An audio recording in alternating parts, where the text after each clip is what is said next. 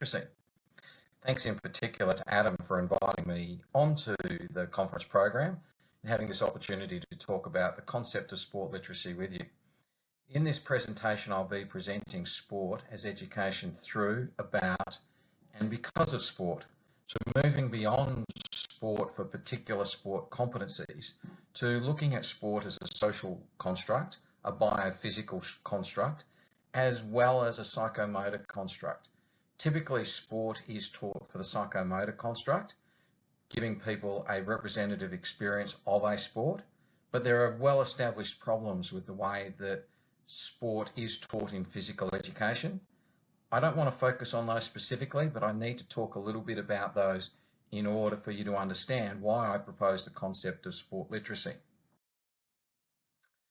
So I'm thinking a little bit around why the critical literature suggests that we have some problems with the traditional teaching of physical education.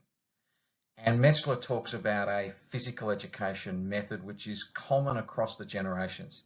It's highly directive, it's characterised by lines, laps and lectures, it's characterised by asking people to learn to play competitive forms of sport but in a scaled down version of the sport, in very short units of work which contradict the logic of volume of practice.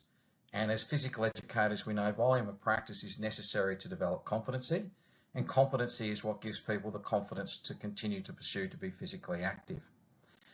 In that traditional physical education method, we get a demonstration by the teacher of the way to do it, we get an explanation from the teacher of the way to do it, and then an opportunity for students to practice, often in drills, in lines, waiting for their turn, so they can practice what to do. And the closer the replication of the student's work to the demonstration by the teacher, the better the grade that they will get. The purpose of that type of teaching is reproduction of a particular technique. And going back into history, the socialization purpose of teaching that is to get people to be able to pay attention, follow controls, because everything is under the command and control and direction of the teacher. And that made a lot of social sense when the majority of people left school and went and worked in a factory and they were on a production line and they needed to be able to follow instructions, work precisely in order to do their part on the production line. But that's certainly not recognised as good 21st century education, where our ideas and our creativity provide a lot of our value in the workforce. So in coming up with sport literacy, I'm suggesting an alternative to the common of teaching a sport as a series of sports techniques, where it's very easy to go to a textbook and look at volleyball and go, volleyball is a forearm pass, a finger pass, a set, a spike, a block, and okay, there's 5 weeks on each of those particular technical actions in the game, and there becomes our unit of work which is based on those techniques. And I'm also suggesting that directive instruction is overused. I'm certainly not suggesting that there isn't a place for directive instruction, particularly when safety is an issue. The problematisation of physical education pedagogy comes about because directive instruction is overused, not that it's inappropriate to use it in a physical education sense. So what we have through that common traditional physical education program at secondary school level is often what's described as talent identification. Students come into phys ed with competencies that they've developed into the community, and those competencies are allowed to flourish in PE. So PE becomes a form of talent identification, and pathways towards participation that are already established become confirmed as a result of the demonstration of those abilities.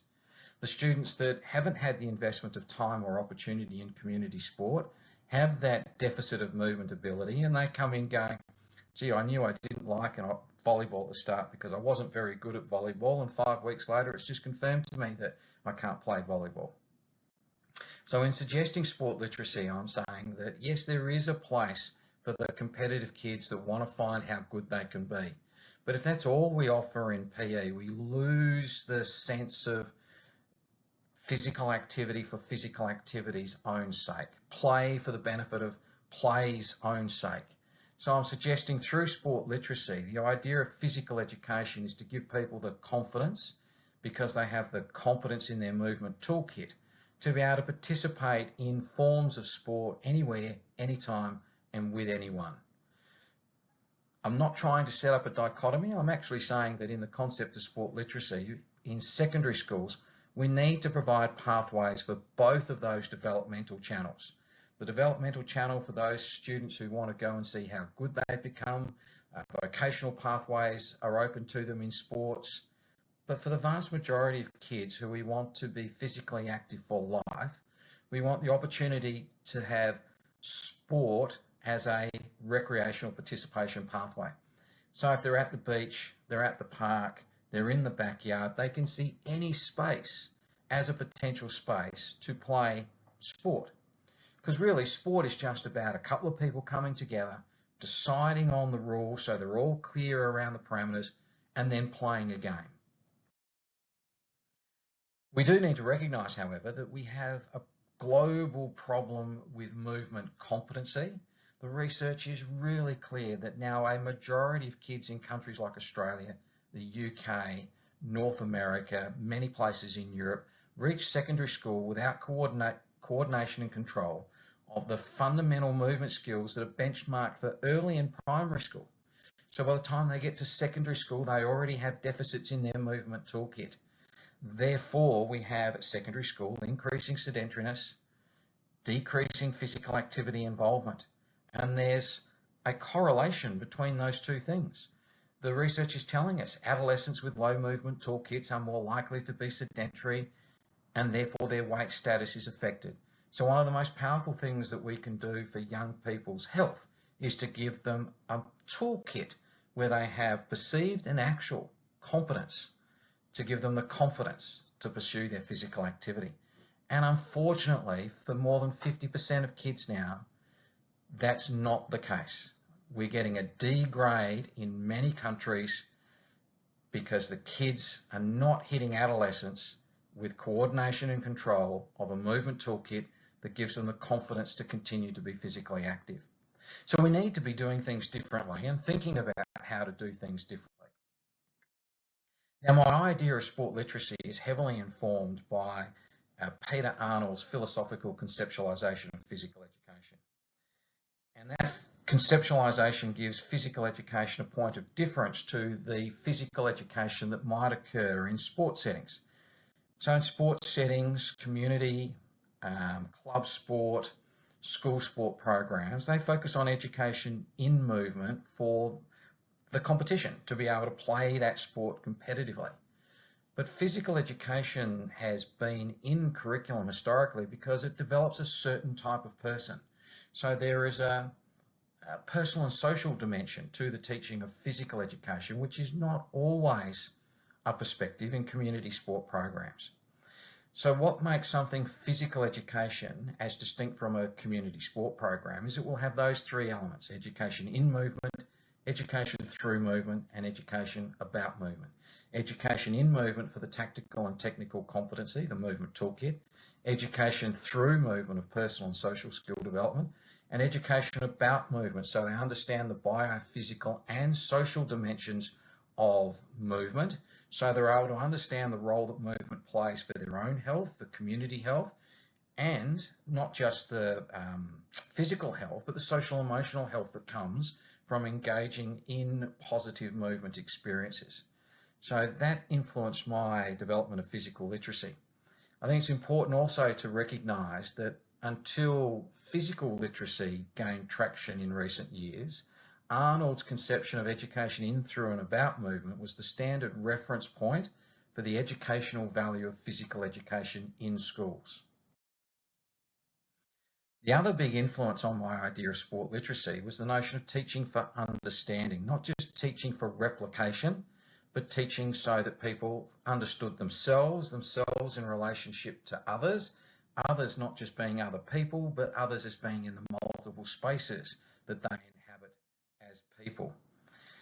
So about the time that I was doing the theorising on sport literacy, I'd come out of a period of working on multiliteracy theory. Now, multiliteracy theory tells us that literacy is not just reading to write. Literacy is about being able to read and understand a body of knowledge. It's about being able to take that reading and understanding of the body of knowledge and do something with it. So it's the functional use of knowledge. So in developing the concept of sport literacy, I became aware of how do we develop sport as a body of knowledge that people are able to take action with outside of the physical education classroom. That then led me to think about the difference between deep learning and surface learning. So surface learning is where we get a performance in the classroom, but it hasn't impacted the individual significantly enough that they want to take action beyond the classroom. And teaching for understanding implies the capacity to make meaning from one's life with what's being learned. So it implies deep learning. So in coming up with sport literacy, I'm suggesting a move beyond the surface level of 4 or 5 weeks of this and 4 or 5 weeks of something else, which gives lots of experiences but no depth, because without depth we don't develop a toolkit for action. Deep learning is also associated with constructivist ideas, where we understand where our students are at and we build from there. That's different from the traditional physical education method where the students would come in, we then put them into an assumed program of learning where they're all at the same starting point and they all get the same experience. So that's a behaviourist approach. We're trying to influence their behaviour and thinking of them all behaviourally similar, which is not logical because the students come in with a multiplicity of experiences, understanding, opportunities, growth and development. So I mean, a 12-year-old could have the physiological capability of a 14-year-old or a 10-year-old, depending upon whether they're a fast mature or a slow mature, and similarly with their cognitive and social emotional learning as well. So not all 12-year-olds are 12. So therefore we need to understand where our students are at and build from there. So I'm suggesting that sport literacy can provide a very strong educational justification for sport teaching and physical education, bearing in mind that the experience of sport in physical education has been one of the reasons to problematise students' experience of phys ed. So I'm suggesting sport is a movement context capable of providing an educational justification in schools as it meets these two very broad purposes of schooling. That first purpose is initiation into an important body of knowledge, and that body of knowledge in sport provides vocational pathways for employment, whether that be as a player, a coach, an analyst, a sports proprietor, a sports promoter. The second part of it is that there's the guiding of individuals' development as functioning, contributing members of society. And sport remains a highly valued social practice. It provides the opportunity for conversation regardless of your employment status, your educational status. Sport often provides people of varying backgrounds a safe space to come together and talk. So it has the capacity to build community connections. And we know that sporting settings that are set up to be concerned for the individual become really supportive spaces for people's social and emotional development as well.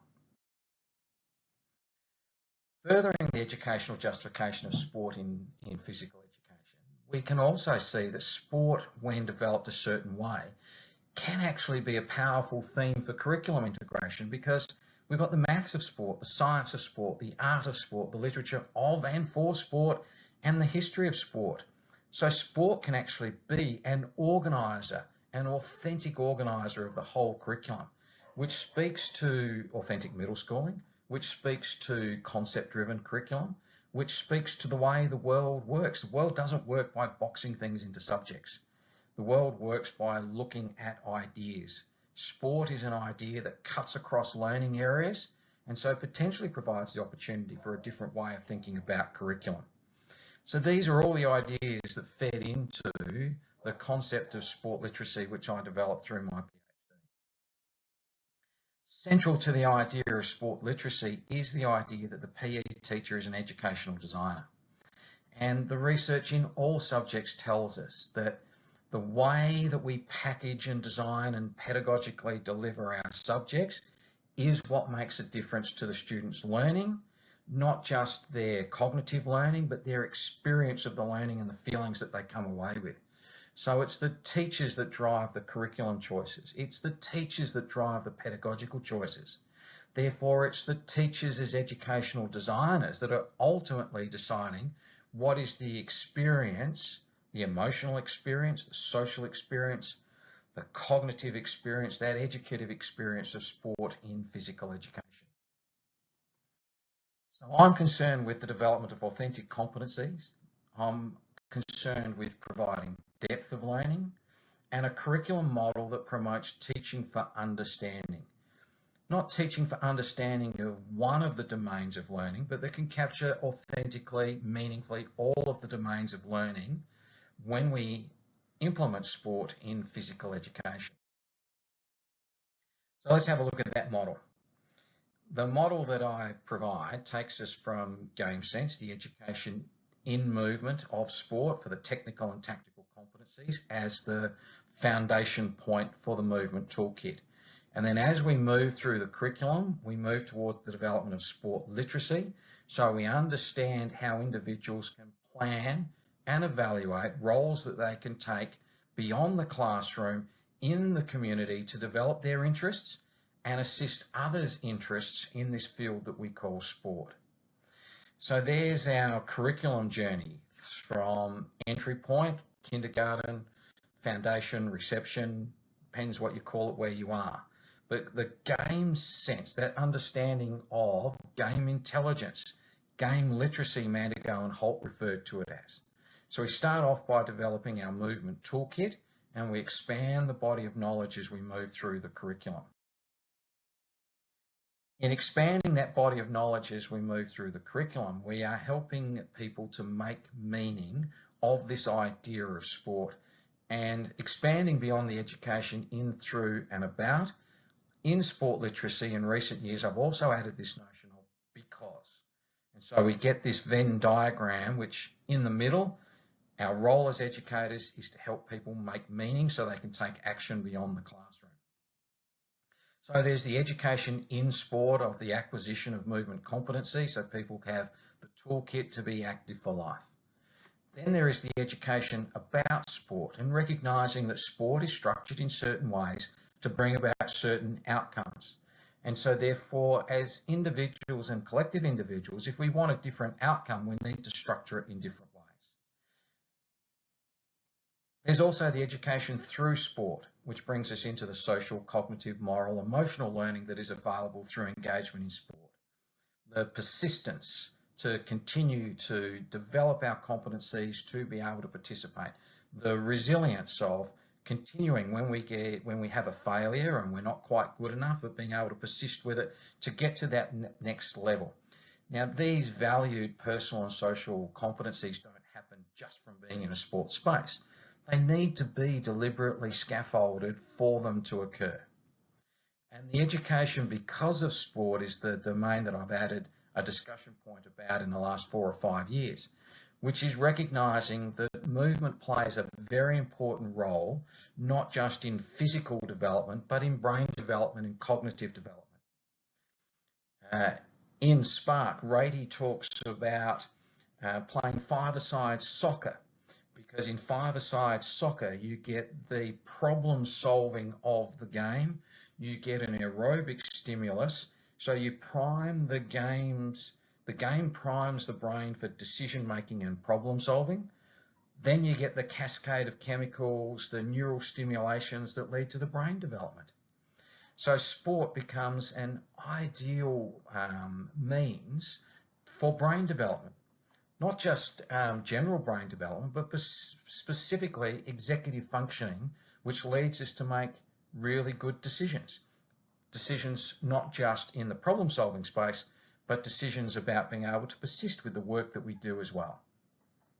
So in sport literacy, I suggest that there are 4 quadrants, circles that we work in, and we need to be deliberately planning for education in each of those quadrants, not from the start, but by the time the journey of physical education is complete, we've provided a comprehensive education in each of those 4 quadrants in order to be able to make deep meaning from our sport experiences in physical education.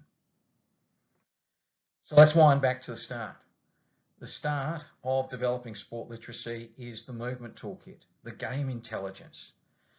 The game literacy, as Mandigo and Holt refer to it. That means that I'm talking about skill as decision making as well as movement capability. So I work in the notion that skill is game sense. And looking at the notion of skill as game sense, we break that into three parts. We need to know what to do in the context of play, there's the decision making. We need to know how to do it, which is our movement capability. And we need to be able to execute it in the action of the play. We might be able to watch the play and know what to do.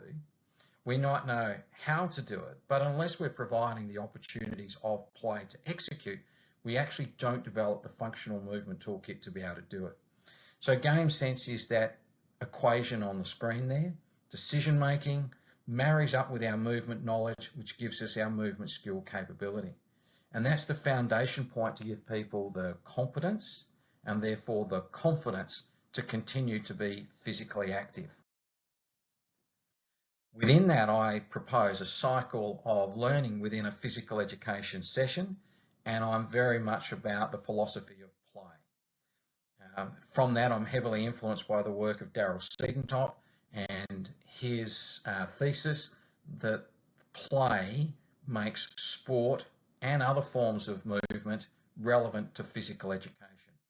Play of itself is a way of learning. And if we look at very young children, they become aware of the world, aware of themselves through, you might call it experiments, but they're playing with things in the environment, playing with their body. Play is the essence of how humans have traditionally learnt about themselves and their world. So I call my work Play with Purpose because as educators, we try to scaffold that play deliberately towards a particular educative outcome. So we start with play. We need to build in inquiry moments to reflect on it, to provide the space to think about it.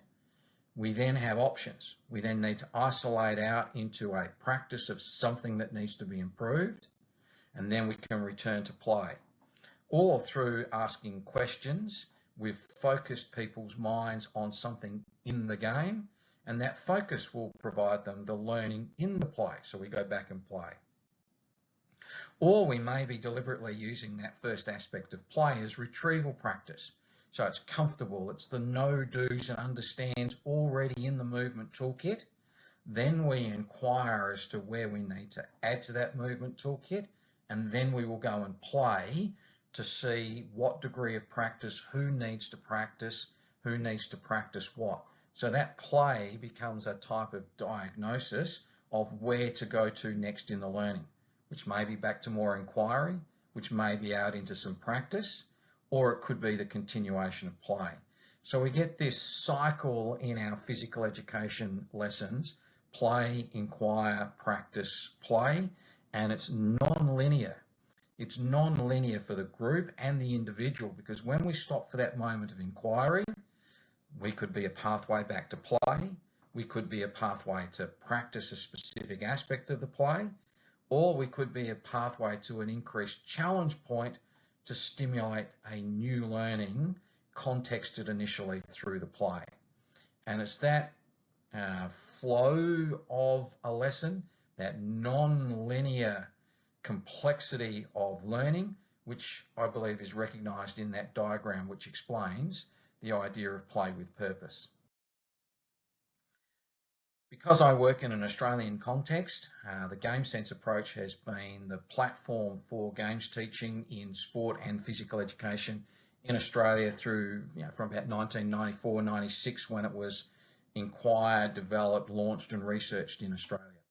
Play with Game Sense approach, I should say, not Play with Purpose. The Game Sense approach is now part of the physical literacy framework in Australia.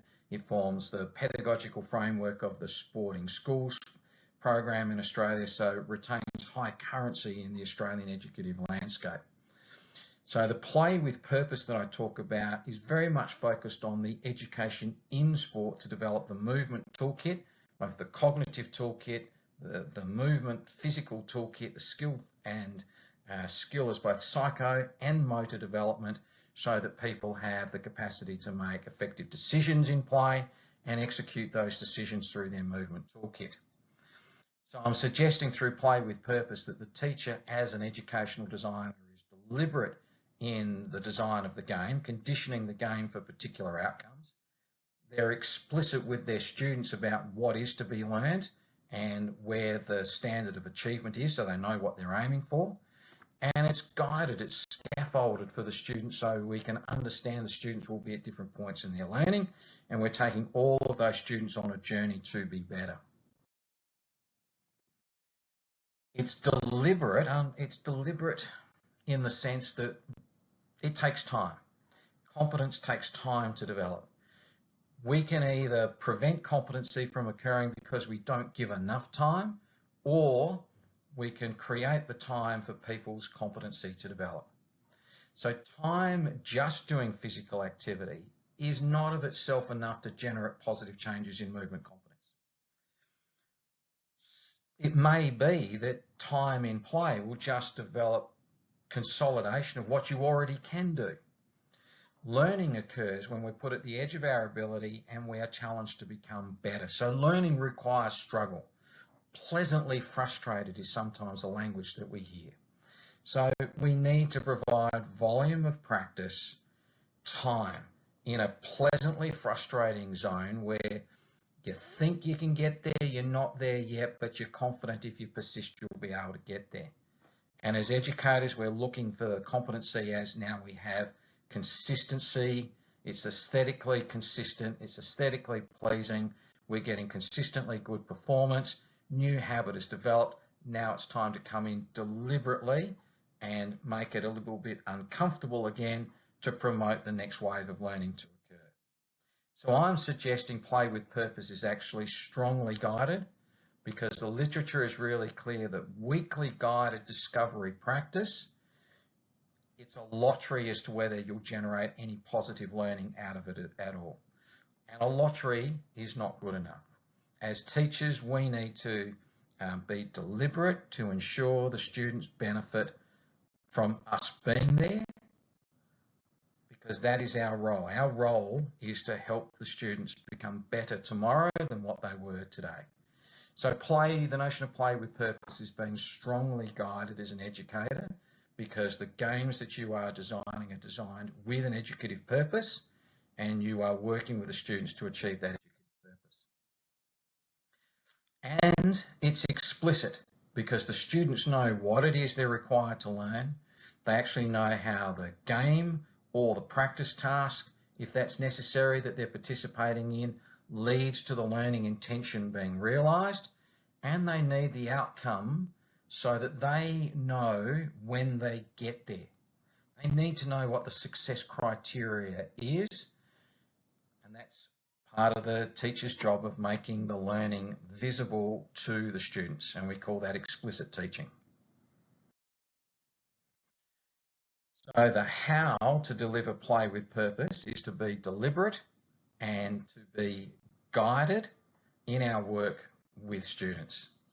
We do that by shaping and focusing play by the questions and the instructions that we provide to students.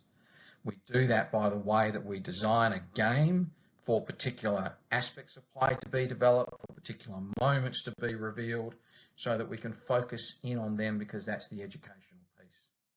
So we are modifying games specifically and deliberately to emphasise a particular outcome that we want the students to learn from the game. The game needs to be scaled, so the starting game can be scaled up in sophistication and complexity, so the game takes people on a learning journey from simple to more complex over time.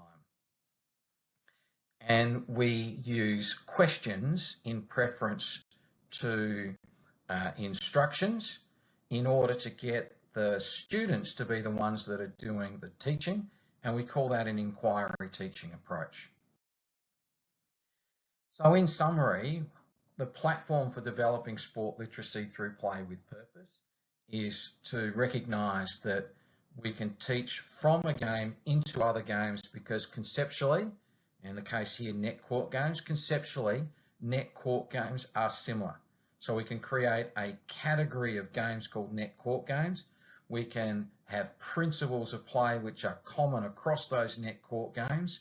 And through this one experience, we can teach people to understand and have transferable thinking and movement competencies into other net court games. So it's not about teaching for competency necessarily in squash or table tennis. Those forms of movement become contexts in which to teach the games as a concept and launch them into a movement toolkit which can be applied across the category of games. We use questions so that the players develop the habit of mind of being game problem solvers rather than having to rely on a coach or a teacher all the time to solve the problems for them. We need to be able to scale that game back if we find students' readiness level for the game that we thought is not there. And we need to have scale points up in complexity of the game so that we can actually use that game to extend people's development. So it's not necessarily about having lots and lots and lots of games that we give people experience in. The art of the educative potential of games in physical education is being able to take a game from simple to complex so its educative potential is explored. And as I said, that educative potential is developing people's movement toolkit, thinking toolkit, which I've described as game sense. So we start with a simple representation of the game, and then one rule modification at a time. We can increase the complexity of that game, or we can shape the game through that rule change to exaggerate, eliminate, modify an element to focus on a specific aspect of the play that we want as our educative piece. So games become really powerful educative tools in physical education. So in summary, I'm suggesting that there is a threshold. That threshold is fundamental movement skill attainment. Many young people don't reach that threshold, which compromises their capacity to be physically active at adolescence and therefore through life. One of the most powerful things we can do in the development of sport literacy is get people by middle primary school with a well-developed fundamental movement skill toolkit so that they've got movement capability that they can then apply to the more sophisticated movement forms which come to be known as sport. And initially that would be modified sport as games. I'm certainly not suggesting that we step up from here into sport-specific forms. So in summary, the first part of making meaning is that tactical and technical acquisition to give people the confidence in their movement toolkit to continue to be moving. I'm certainly not suggesting the other three domains, the other three circles there are ignored. They are constantly part of the education equation. But I'm certainly suggesting that initially the emphasis is on developing that fundamental movement toolkit and then expanding the learning with more intention into those other domains from there. Expanding the toolkit of movement experiences into those other domains is about developing positively through sport.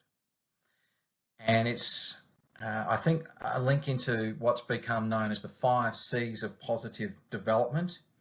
And those 5 C's of positive development are competence. So we've come into it now with some confidence. We've developed some confidence in their capacity to move. Now we can start to look at the character connections and the caring compassion component in more detail. And again, I'm not suggesting we haven't been working on those till this point. I'm suggesting the foundation is the competence to provide the confidence to continue to be physically active. And then we can focus more deliberately on character connections, compassion and caring. But the 5 C's are always there from the start. So looking now, sport for positive youth development, and we see lots of examples that we can call upon to construct sport not for the competition pathway, but beyond the participation pathway as an opportunity to develop people as well as players. And that means bringing a spotlight on the personal and social competencies. whether we can use a tool such as the Essence of Australian Sport and those principles there of compassion, determination, integrity, trust, achievement, friendship, inclusiveness, or a framework that I'm really quite fond of that's developed in Canada, those true sport principles. But to me, this is where the heart of the power of sport lies as we develop young people through sport, in sport, about sport, because of sport, in those adolescent years. So I'm very much suggesting that the move from early primary school into later primary school and adolescence becomes a focus from shifting on the development of the individual's movement toolkit into developing the individual person and looking at what people are able to do not just for themselves, but for themselves and others through the sporting experience. And manipulative skills into the 4 game categories of the Game Sense approach. So play with purpose for fundamental movement skills gets students to the end of grade 4, and then play with purpose Game Sense to sport literacy picks up the grade 5 to grade 10 component of the curriculum, starting off with the 4 game categories and lots of experiences in those game categories for the expansion of the movement toolkit, and then moving into the next stage, which is lots of experiences of modified sports to be able to put that movement toolkit into specialised applications. And then from the experience of lots of modified sport forms within the game category, looking at the notion of sport for the classroom and sport for the field. So we're being very explicit and deterministic about the personal and social skill development, as well as the continuation of the movement toolkit. But by the time we get to that grade 9, 10 capacity, we've shifted from the emphasis on the development of the movement toolkit to very firmly now focused on the ability to use our personal and social skills to understand the role that we can take in sport as a participant, as a player, as a producer of sport for ourselves, for others, and what roles we might be able to take beyond school into the community as well. So thanks for the opportunity to present this. Thanks for the tuning in that you've done today. And if you have any questions about this notion of sport literacy, how it might fit into a thematic or a concept-based curriculum or a standard-based curriculum, happy for you to follow up with an email. You can catch me at shane.pill@flinders.edu.au. You can connect with me on LinkedIn, or you can connect with me on Twitter at Pilly66. Thanks very much for tuning in today. Welcome to the Charged Up Education.